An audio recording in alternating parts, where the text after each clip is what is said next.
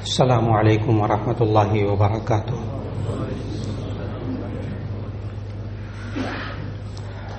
نحمده ونصلي على رسوله الكريم، اما بعد فاعوذ باللہ من الشیطان الرجیم، بسم اللہ الرحمن الرحیم۔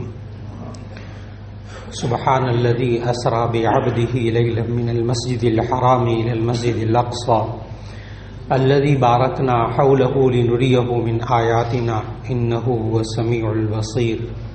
صدق اللہ العظیم۔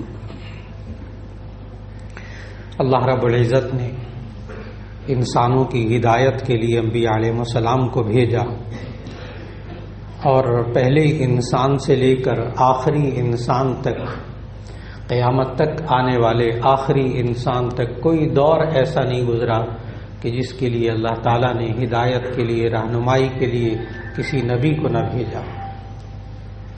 یہاں تک کہ جو پہلا انسان تھا اس کے لیے کون نبی ہوگا، تو اللہ تعالیٰ نے پہلے انسان ہی کو نبی بنا کر بھیج دیا، آدم علیہ السلام کو، اور آخری نبی حضرت محمد رسول اللہ صلی اللہ علیہ وسلم کو بنا کر بھیجا۔ جب ہم قرآن مجید کی تلاوت کرتے ہیں، ترجمہ پڑھتے ہیں، اس کو سمجھتے ہیں، تو معلوم ہوتا ہے کہ اللہ تعالیٰ نے مختلف انبیاء کو مختلف معجزے عطا فرمائے ہیں۔ آج ان معجزات کے بارے میں بھی ہماری نئی نسل بہت ناواقف ہے، اور اس کے ذہنوں میں معجزے کے بارے میں ہمارا کیا عقیدہ ہونا چاہیے، کیا یہ صرف ایک واقعہ ہوتا ہے یا اس کا تعلق ہمارے ایمان کے ساتھ ہوتا ہے، اس کو سمجھنا بہت ضروری ہے۔ چنانچہ لفظ معجزہ، اس کا لفظی مطلب ہوتا ہے عاجز کر دینے والی چیز۔ یہ اس میں فاعل ہے باب افعال سے، گرامر کے اعتبار سے، اور اسلامی اور شرعی دینی اصطلاح کے اعتبار سے معجزہ کہتے ہیں ہر وہ کام جو اللہ تعالیٰ کسی نبی کے ہاتھوں، رسول کے ہاتھوں ظاہر فرماتا ہے، اور وہ عام انسان وہ کام نہیں کر سکتا۔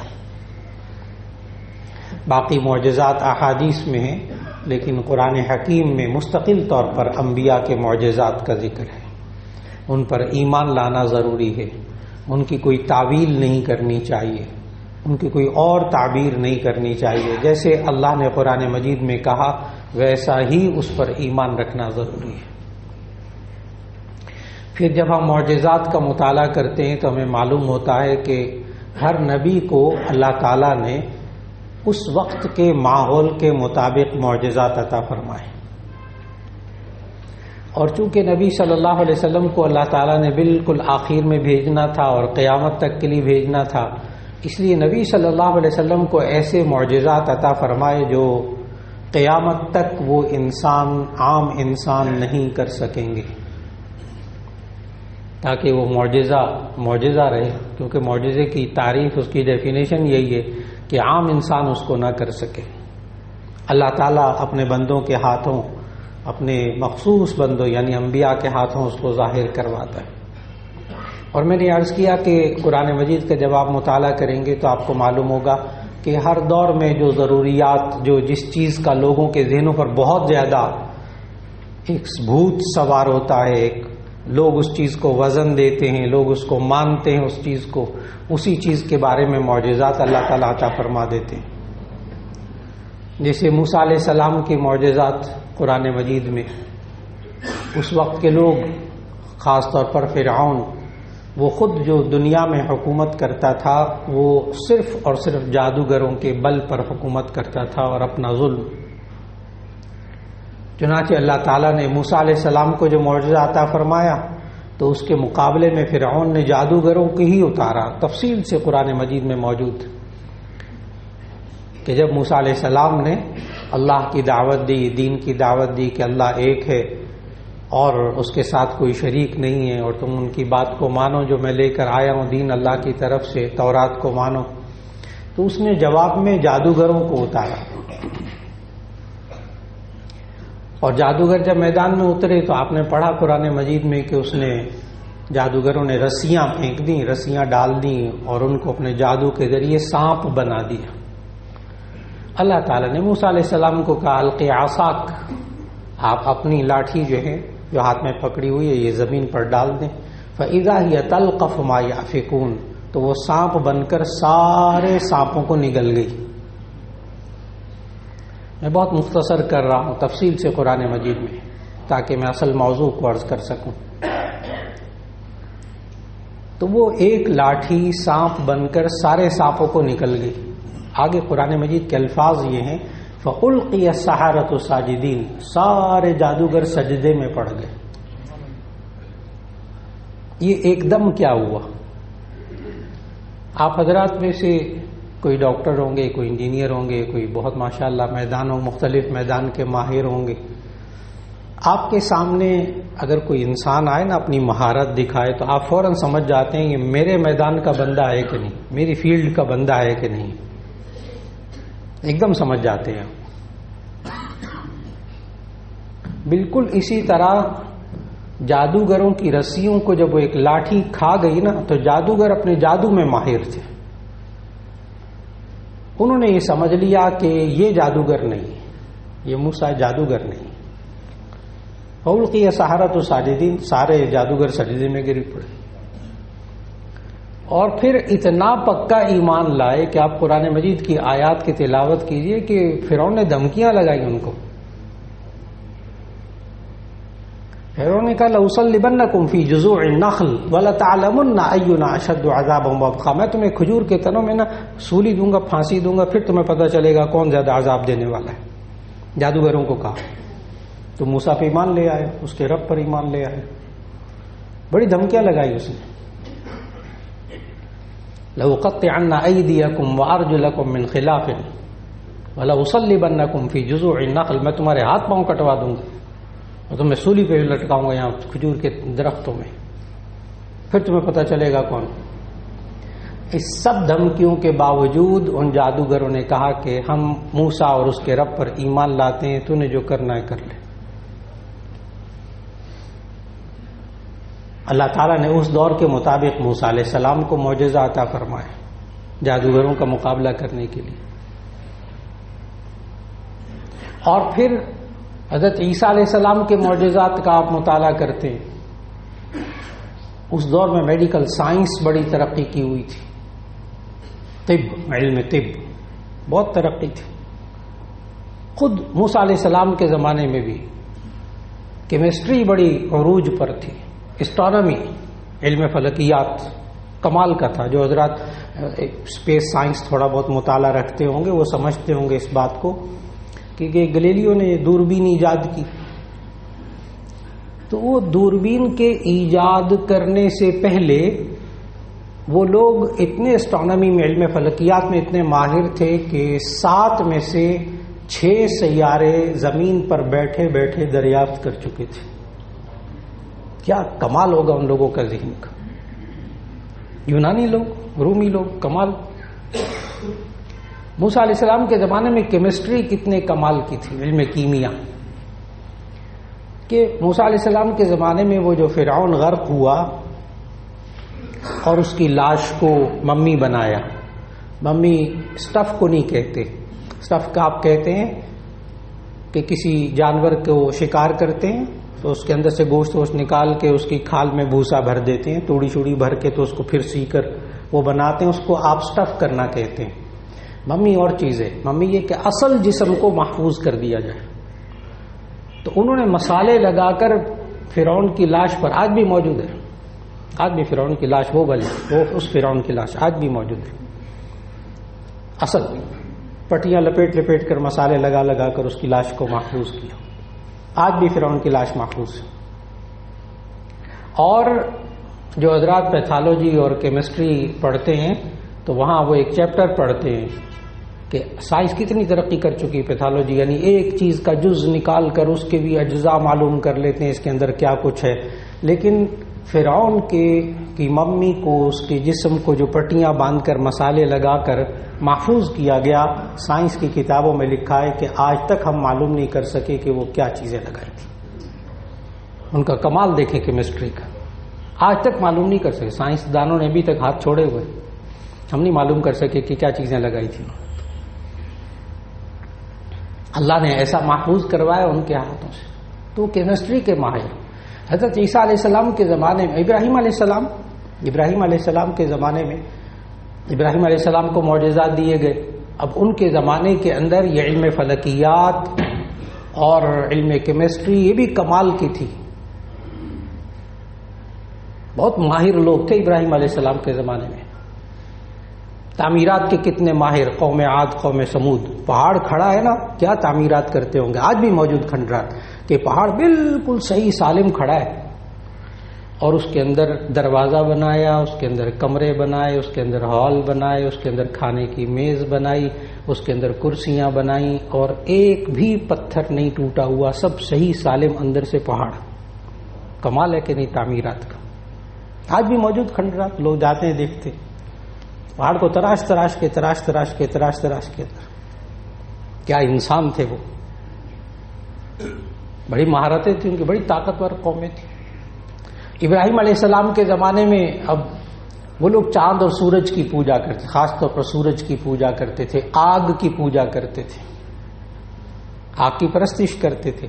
اس لیے کہ جب آپ کیمسٹری پڑھتے ہیں تو کیمسٹری میں اصول بتایا جاتا ہے کہ زندگی کی جو اکائی، جو بنیاد ہے زندگی کی، وہ حرارت ہے. جہاں دنیا میں حرارت نہیں ہوتی وہاں زندگی بھی نہیں ہوتی. قطب شمالی، قطب جنوبی کے علاقوں میں جہاں سورج کی روشنی نہیں ہوتی وہاں پانی میں مچھلیاں بھی نہیں ہیں، زندگی نہیں ہے وہاں. زندگی کے لیے حرارت چاہیے. اب حرارت ہمیں دو چیزوں سے ملتی ہوئی نظر آتی ہے انسانوں کو، ایک سورج سے، ایک آگ سے. چنانچہ وہ سمجھتے تھے کہ یہ خدا ہے، یہی تو زندگی دینے والے ہیں. سورج کی بھی پوجا کرتے تھے. جاہل قوم نہیں تھی وہ، کوئی ان پڑھ قوم نہیں تھی ابراہیم علیہ السلام کی قوم. وہ جاہل پتہ کس چیز سے تھی؟ وحی الہی سے. علوم و فنون کے ماہر تھے وہ لوگ. جاہل قوم نہیں تھی کہ جو آگ کو سجدہ کرتی تھی. وہ جہالت ان کے اندر جو تھی وہ وحی الہی سے جہالت تھی، وہ اس سے ناواقف تھے. کیا وحی الہی میں یہ بتایا جاتا ہے کہ اس چاند اور سورج اور آگ کو پیدا کرنے والا بھی کوئی اور ہے، بس یہ وحی الہی سے معلوم ہوتا ہے. یہ انبیاء آ کر بتاتے ہیں. تو حضرت ابراہیم علیہ السلام کو جو معجزہ دیا گیا، حضرت ابراہیم علیہ السلام کو ان لوگوں نے آگ میں ڈالا. اور آپ آیات جب پڑھتے ہیں نا کہ ابراہیم علیہ السلام کہنے لگے انہی کو، جب چاند کو دیکھا تو کہا کہ یہ میرا رب ہے. ساتھ میں پارے میں پوری تفصیل. چاند کو دیکھا، کہا میرا یہ رب ہے. جب چاند غائب ہو گیا کہنے لگے رب تو کبھی غروب ہی نہیں ہوتا، یہ کیسا رب ہے. پھر سورج دن کو نکلا تو کہنے لگا فلما رأى الشمس بازغة قال هذا ربي هذا اکبر. یہ خدا ہے نا، یہ بڑا ہے. ابراہیم علیہ السلام کہہ رہے. دیکھیں قوم کو کیسے سمجھایا. فلما رأى الشمس بازغة قال هذا ربي هذا اکبر. جب سورج نظر آیا دن کو کہنے اصل میں یہ ہے نا بڑا خدا. جب وہ شام کو وہ بھی غروب ہو گیا، فلما افلت، جب وہ بھی غروب ہو گیا، قال یا قوم انی بریء مما تشركون. یہ تم نے کیسا خدا بنایا جو غروب ہو جاتا ہے؟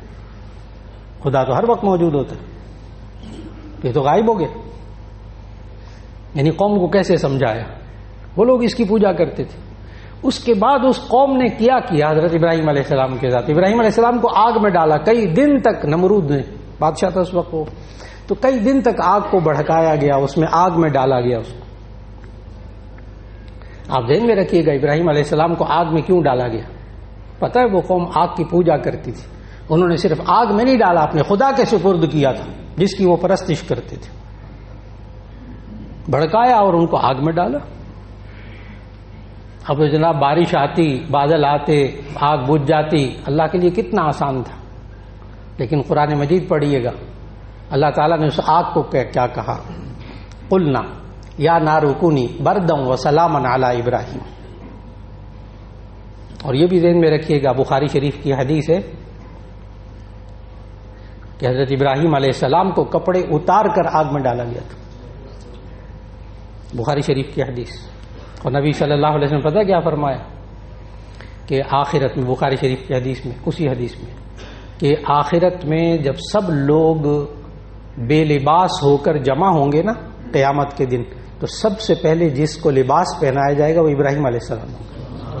کہ ان کو اللہ کے دین کی خاطر بے لباس کیا گیا تھا، تو آخرت میں سب سے پہلا لباس جو ہے وہ حضرت ابراہیم علیہ السلام کو پہنایا جائے گا.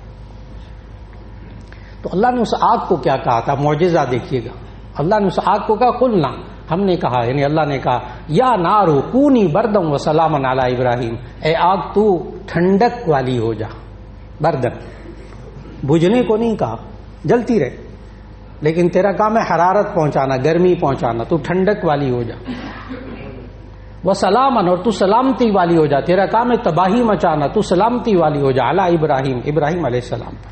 قلنا یا نار کونی بردم و سلاما علی ابراہیم، آگ ٹھنڈی ہو گئی، بجھی نہیں، جلتی رہی، لیکن اس نے ابراہیم کو نہیں جلایا۔ معجزہ دیکھیے قرآن، معجزہ۔ پھر اس قوم نے حضرت ابراہیم، آپ پڑھیے قرآن مجید، سیرت کی کتابیں پڑھیے، قصص القرآن پڑھیے، پھر ابراہیم علیہ السلام کو اس قوم نے تنگ نہیں کیا، پھر اس قوم نے ابراہیم علیہ السلام کو ستایا نہیں، کیونکہ انہوں نے اپنے خدا کے سپرد کیا تھا، اس نے تو کچھ کہا نہیں، وہ زندہ سلامت باہر نکلے، کئی ہفتے رہے اس میں آگ میں، جب زندہ سلامت باہر نکلے تو اس قوم نے پتہ کیا کہا؟ قرآن مجید کے الفاظ کا ترجمہ، آپ یہاں سے تشریف لے جائیں، آپ یہاں سے تشریف لے جائیں۔ انہوں نے نکال دیا، اپنے علاقے سے نکال دیا، کچھ کہا نہیں، تکلیف پھر نہیں پہنچائی، کیونکہ ان کے خدا نے ان کو تکلیف نہیں پہنچائی تھی، یعنی آگ میں جس کی وہ پرستش کرتے تھے۔ عیسیٰ علیہ السلام کا وقت آیا تو عیسیٰ علیہ السلام کو اللہ تعالیٰ نے، اس دور میں میڈیکل سائنس بڑی ترقی یافتہ تھی، آپ جب پڑھیں گے عیسیٰ علیہ، نبی صلی اللہ علیہ وسلم سے، نبی صلی اللہ علیہ وسلم جب تشریف لائے ہیں تو اس وقت جو یہ ہمارا اب 2023 چل رہا ہے، جو کیلنڈر چل رہا ہے، اس کے مطابق نبی صلی اللہ علیہ وسلم اپریل سن 571 عیسوی کو پیدا ہوئے، اپریل کے مہینے میں، اور 571 عیسوی، اور عیسوی جو ہے وہ شروع ہوئی ہے حضرت عیسیٰ علیہ السلام کی پیدائش سے، تو اس کا مطلب یہ ہوا کہ حضرت عیسیٰ علیہ السلام کو اس وقت 570 سال ہو چکے تھے، تو اس وقت بڑا میڈیکل سائنس اور آپریشن یہ عروج پہ تھے۔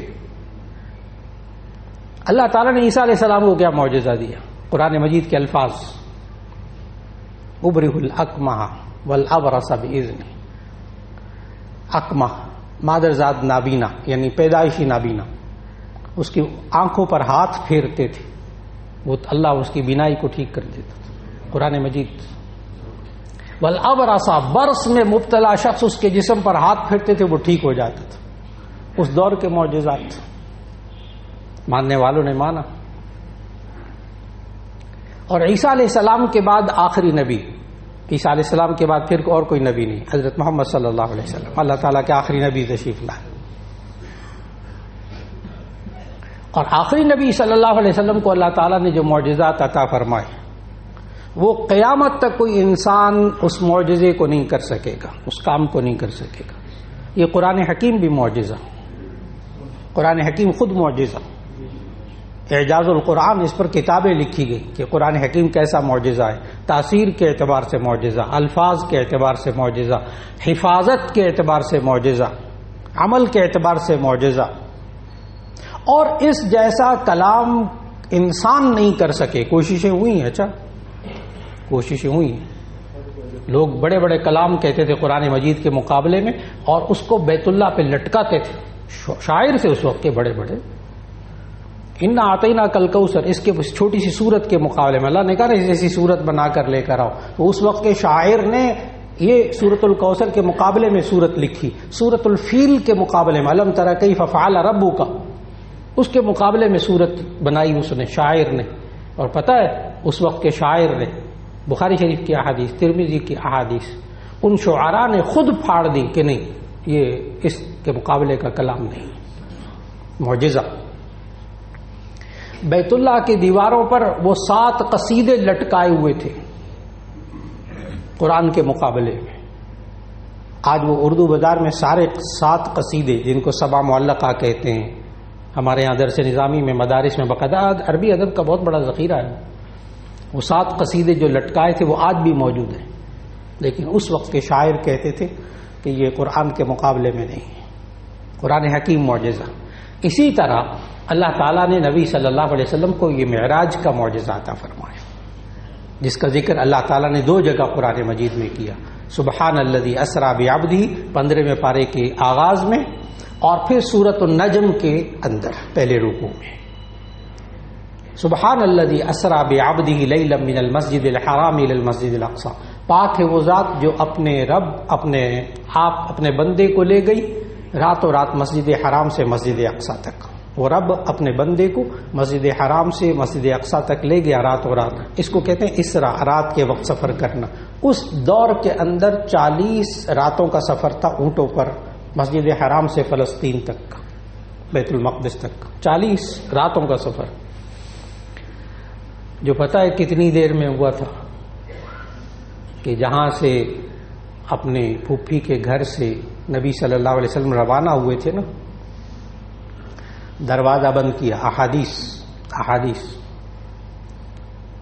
تو وہ دروازہ بند کیا تو اس کی کنڈی ہل رہی تھی. جب واپس آئے تو کنڈی ہل رہی تھی. حدیث کنڈی ہل رہی تھی. اور پھر وہ مسجد اقصی سے سدرۃ المنتہا 7 آسمانوں تک، اور وہاں سے واپس آنا. آج کل تو سائنس آسمان کو مانتی نہیں. کسی سائنس کی کتاب میں لفظ سکائے آپ کو نہیں ملے گا. آسمان کسی سائنس کی کتاب میں نہیں ملے گا کبھی بھی، اس لیے کہ وہ خلاف نہیں ہے. وہ کہتے ہیں ہمارا تجربہ، سائنس ہے تجربے اور مشاہدے کا نام. سائنس بری چیز نہیں ہے، نہ میں اس کی برائی کر رہا ہوں. سائنس تو تجربے اور مشاہدے کا نام ہے، خیالی باتوں کا نام نہیں ہے، اندیکھی باتوں کا نام نہیں ہے. ان کا تجربہ مشاہدہ ہوا ہی نہیں. سائنسدانوں کا آسمان گئے نہیں ہے، دیکھا نہیں ہے. اور نبی صلی اللہ علیہ وسلم، یہ سکائی جو ہے نا انگلش کا لفظ، یہ انگلش لٹریچر کا لفظ ہے، سائنس کا نہیں ہے. کیونکہ آپ کے ذہن میں آئے گا پھر یہ انگلش میں کہاں سے آیا. جی انگلش لٹریچر کا لفظ، سائنس کا نہیں ہے. اوپر اسپیس ہے، خلا ہے. چنانچہ اس دور کے بھی لوگ جو تھے قریش مکہ، جب نبی صلی اللہ علیہ وسلم نے آ کر باتیں بتائیں تو انہوں نے یہی کہا تھا کہ آپ خود گئے، کیونکہ پہلے کبھی نہیں گئے تھے. بخاری شریف کی حدیث کہ نبی صلی اللہ علیہ وسلم نے جب آ کر یہ واقعہ بتایا تو ان کفار کے ذہنوں میں بھی خواب نہیں تھا، جسمانی واقعہ ہونے پر اشکال تھا. خواب ہوتا تو کوئی مسئلہ ہی نہیں تھا نا. نبی صلی اللہ علیہ وسلم فرماتے ہیں جب قریش نے الٹے سیدھے سوالات شروع کر دیے، بخاری شریف میں وہ سوالات موجود. اچھا آپ مسجد اقصی گئے تھے تو اس کی کتنی کھڑکیاں ہیں، کتنے دروازے ہیں، کتنے ستون ہیں.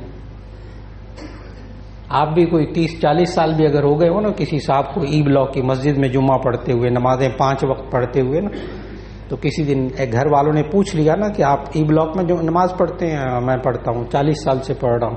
آپ سے پوچھے کتنی کھڑکیاں ہیں، کتنے دروازے ہیں، سوال ہی پیدا نہیں ہوتا. ہم کھڑکیاں دروازے تو گننے نہیں آتے، نماز پڑھتے چلے جاتے. لیکن ان کے سوال یہ تھے کہ آپ فزیکلی گئے تو بتائیں وہاں کتنی کھڑکیاں، کتنے دروازے.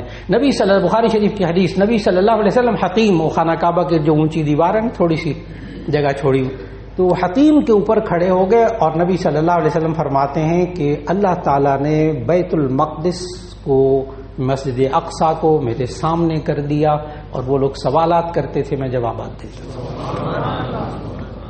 اس لیے ہمارے ایمان کا تعلق کیا کہ معراج معجزہ ہے، اور ہمارا ایمان ہے کہ نبی صلی اللہ علیہ وسلم اپنے جسم اطہر کے ساتھ تشریف لے گئے. آج اتنی بات یہاں مکمل کر رہا ہوں. آئندہ نشست میں پھر نبی صلی اللہ علیہ وسلم نے اس معراج کے سفر میں کیا کیا دیکھا، اور کتنی مستند باتیں جن پر ہمیں یقین رکھنا چاہیے، اور کون سی باتیں غیر مستند کہ جن پر ہمیں یقین نہیں رکھنا چاہیے. اللہ رب العزت ہمیں ان معجزات پر قرآن و سنت کی روشنی میں ایمان لانے کی توفیق دے. وآخر دعوانا ان الحمد للہ رب العالمین.